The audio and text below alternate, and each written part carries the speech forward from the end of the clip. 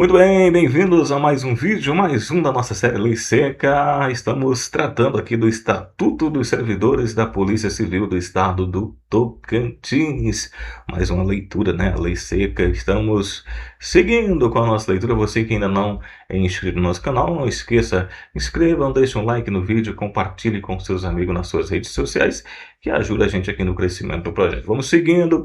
Para você que também aqui que vai fazer Polícia Civil, temos aqui Lei Seca do processo penal todinho, pro Código de Processo Penal, constitucional todinho para você, concurso de plantão, e mais esse conteúdo tá chegando aqui para você, tá bom? Vamos lá, bem-vindo e vamos seguindo com a nossa leitura, vamos lá. Seguindo mais um vídeo aqui, Estatuto dos Servidores da Polícia Civil do Estado do Tocantins, Lei 3.461, de 25 de abril de 2019. Vamos seguindo, falando aqui da seção 6 da reintegração. Vamos entender o que é reintegração? Vamos lá então. Artigo 31 diz: reintegração é a reinvestidura do servidor efetivo estável no cargo anteriormente ocupado ou no cargo resultante de sua transformação quando invalidada a sua demissão por decisão administrativa ou judicial com ressarcimento de todas as vantagens. O que é isso? O servidor ele foi, por exemplo, servidor estável, ele foi demitido, né, do cargo, ele foi afastado, demitido ali da função em um processo administrativo, e esse processo administrativo, depois de um tempo, ele recorreu e foi anulado naquele processo, ou a decisão judicial, e houve uma reversão, e deste modo ele volta do período que ele teve fora, ele volta para o cargo, ou para algo, ou se não para o cargo, mas para um outro equivalente, né? E tendo ali, portanto, o seu ressarcimento de todas essas suas vantagens que ele tinha perdido em razão daquele procedimento. Parágrafo 1º. Na hipótese do cargo ter sido extinto, o servidor fica em disponibilidade, observando o disposto no artigo 33 e 34, que a gente vai ver. 2. Encontrando-se provido o cargo, o seu eventual ocupante, se estável, é reconduzido ao cargo de origem, sem direito à indenização, ou aproveitando em outro cargo, ou ainda posto, cadê onde estava? Ou ainda posto em disponibilidade com subsídio proporcional ao tempo de serviço. Então, se tiver alguém ali no lugar dele, no posto dele, essa pessoa sai e ele volta para o cargo, tá bom? Independentemente da situação. Seguindo. Seção 7 da recondução. Artigo 32. Recondução é o retorno do servidor estável ao cargo anteriormente ocupado e decorrente de, primeiro, inabilitação em estágio probatório relativa a outro cargo, né? Ou seja, o servidor, por exemplo, eu sou técnico legislativo hoje. Imagine que eu passe para auditor, né? Que os deuses digam amém, auditor da Receita da Cefaz. Aí o que acontece? Lá no estágio probatório, que não aconteça, que eu reprove, eu sou servidor técnico legislativo, e se eu for reprovo no auditor lá, o que acontece? Eu reintegro ao meu cargo anterior, né? No caso de técnico, para dar sequência à minha carreira, tá?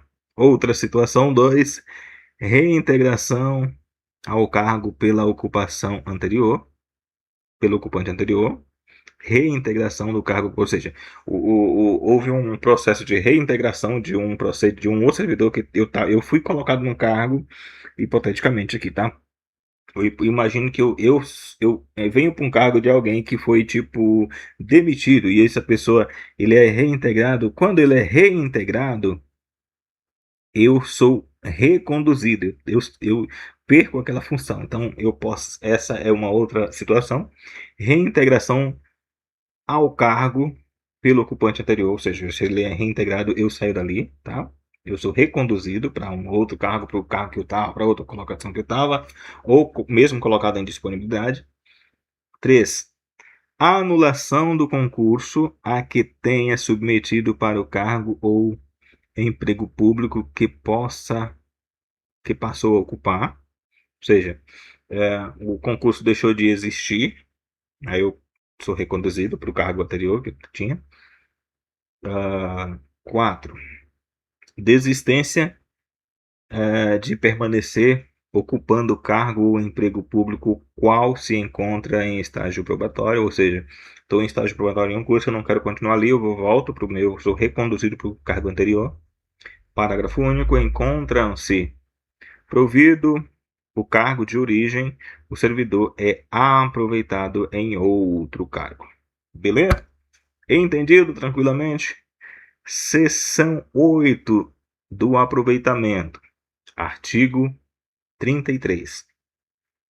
Extinto o cargo ou declarada sua desnecessidade, o servidor efetivo estável fica em disponibilidade com subsídio proporcional ao tempo de serviço até seu adequado aproveitamento em outro cargo cujos requisitos e atribuições sejam compatíveis com a sua formação profissional.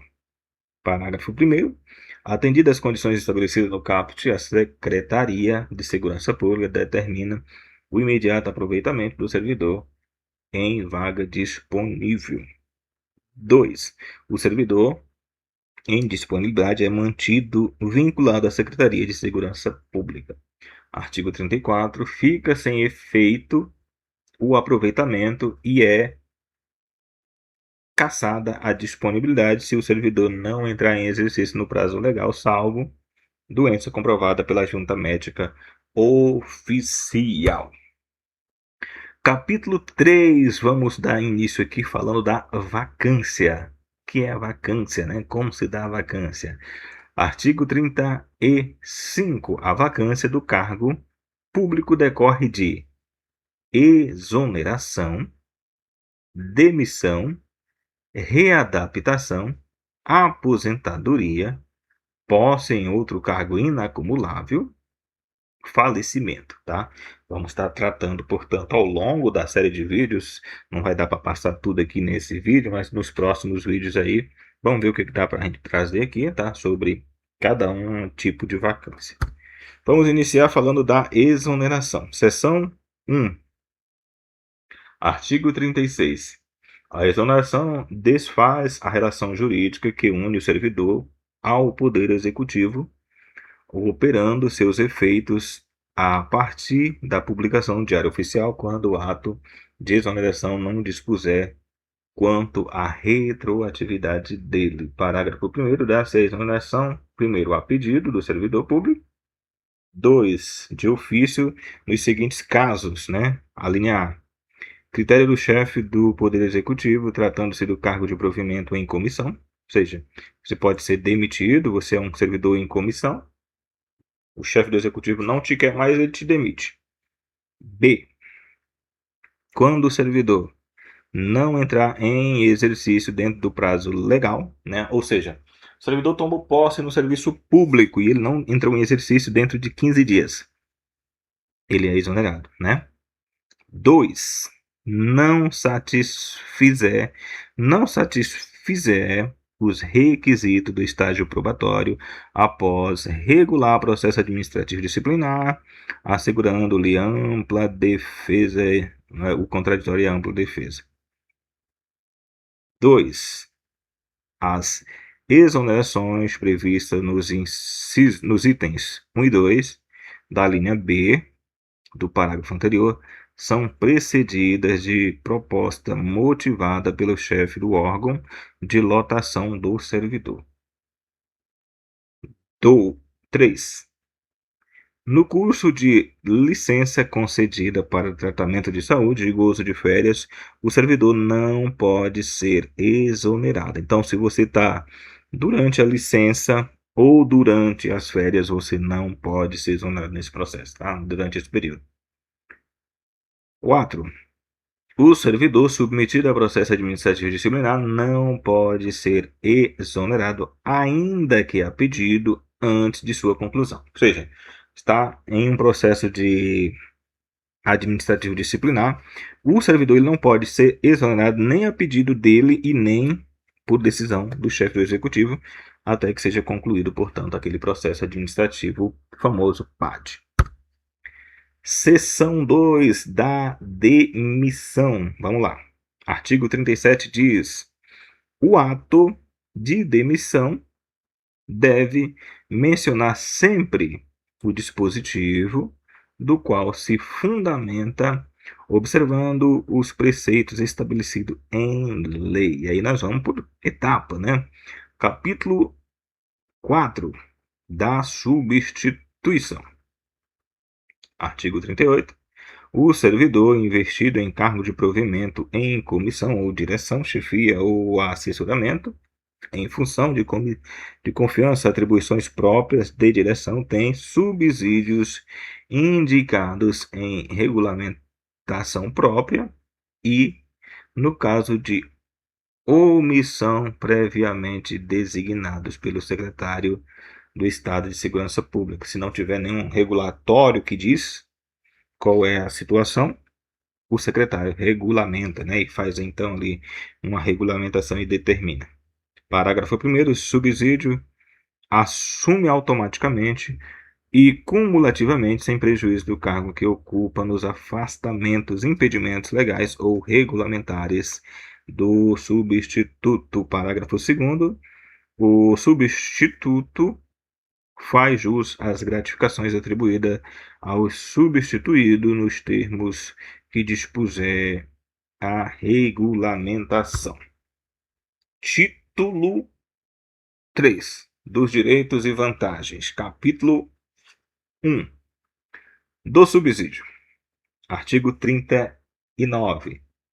Com retribuições pecuniárias pelo exercício das atribuições próprias de seu cargo, o servidor percebe o subsídio estabelecido em lei que dispuser sobre o plano de cargos-carreira, fixado em parcela única, na conformidade dos artigos 39, parágrafos 3 e 8º e 144, parágrafo 9º da Constituição Federal, vedado o acréscimo de qualquer gratificação adicional, abono, prêmio, verba de representação ou outra espécie remuneratória, obedecido em qualquer caso o disposto no artigo 37, inciso 11 da mencionada Constituição Federal. Parágrafo 1º, o servidor perde o subsídio, primeiro, no dia em que faltar ao serviço sem motivo justificado, tá? Se você não cumpre o serviço, você não perde o dinheiro daquele dia, né? 2. A parcela do subsídio diário proporcional aos atrasos, saídas antecipadas, salvo hipótese em que de compensação em horário a ser previamente estabelecido pela autoridade chefia imediata. 3. O subsídio dos dias que deixar de comparecer aos plantões ou descumprir escalas de sobreaviso. 2. As faltas justificadas nos termos da lei não afetam o subsídio do servidor. 3. Salvo por imposição legal, mandato judicial ou, nos casos de convênios com instituições credenciadas, nenhum desconto, índice sobre o subsídio do servidor, sendo que as condições facultativas em favor das instituições credenciadas só podem ser efetuadas mediante autorização escrita do servidor e respeitando o limite de 30% do subsídio conforme a regulamentação específica. Então, não pode haver nenhum tipo de desconto, né, do salário do servidor, a não ser que tenha uma autorização dele por escrito e dentro do limite de 30% daquele valor do salário dele que pode ser descontado, tá bom? 4. As reposições e indenizações ao erário em valor atualizado são provimentos comunicados ao servidor no prazo de 30 dias, podendo o pagamento ser parcelado a pedido do interessado, não podendo exceder a 10% do subsídio. Ou seja, você tem que devolver alguma coisa, né? Devolução de alguma indenização, reposição ao erário, recebeu alguma coisa a mais, você pode devolver. Não, né? Você autorizando ali sendo conversado direitinho, e você não pode descontar mais do que 10% do seu subsídio, tá?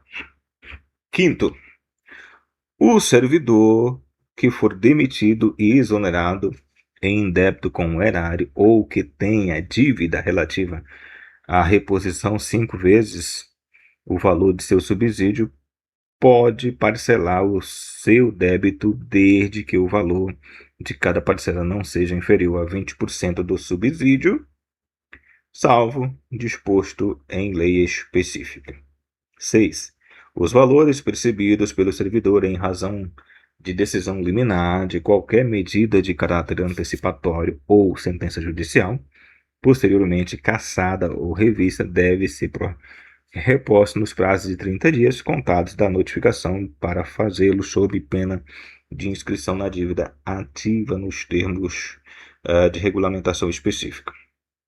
E 7, para fechar o vídeo, o subsídio não é objeto de arrecadação, sequestro ou penhora, exceto nos casos de pensão alimentícia, nos termos que dispuser a lei, resultante de decisão judicial, tá bom? Então, ou seja, seu salário não pode ser penhorado, preso ali. Se tem um dívida com um banco, com alguém que quer que seja, seu dinheiro não pode ser penhorado, salvo exceção no caso de pensão alimentícia. Beleza? Tá aí, muito bem, você curtiu mais uma leitura aqui do nosso Estatuto da Polícia Civil, né? Estatuto dos Servidores da Polícia Civil do Estado de Tocantins. Inscreva no canal, você não é inscrito. Deixa um like no vídeo e compartilhe com seus amigos nas suas redes sociais. Aguardando você no próximo vídeo. Até mais.